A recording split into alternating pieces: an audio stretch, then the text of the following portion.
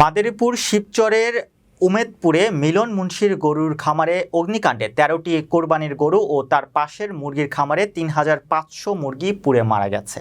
এতে প্রায় ৫০ লাখ টাকার ক্ষতি হয়েছে বলে জানিয়েছেন মিলন মুন্সি।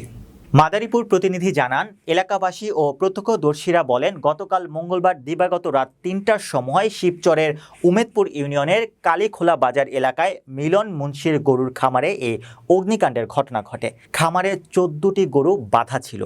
আগুনের টের পেয়ে রশি কেটে দিলে একটি গরু ছুটে যায়, কিন্তু মুহূর্তের মধ্যেই আগুনের লেলিহান শিখা ছড়িয়ে পড়ে খামারের গরুর রশি কাটতে পারেনি খামারিরা।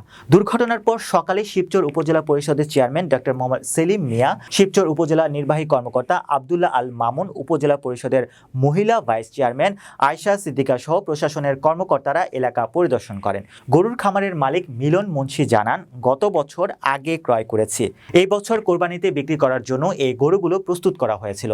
আমি অনেক কষ্ট করে তিল তিল করে গরুগুলোকে আমরা লালন পালন করেছি।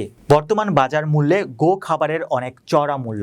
গো খাদ্যের চড়া মূল্যে থাকার পরও কিছুটা লাভের আশায় আমরা গরুগুলোকে লালন পালন করেছি।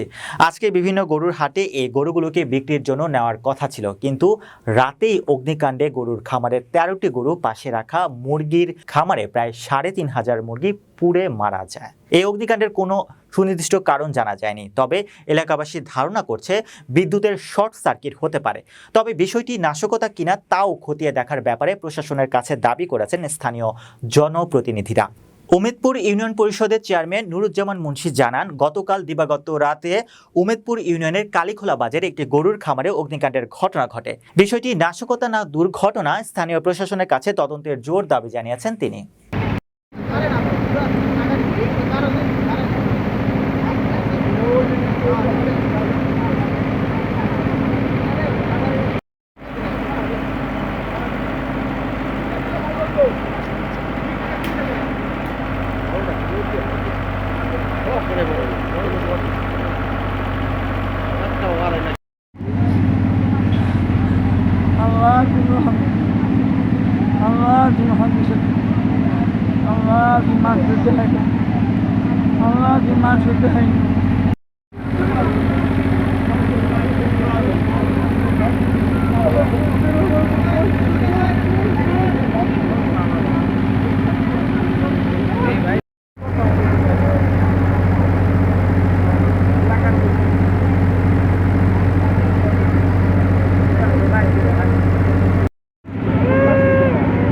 দাদা, আপনার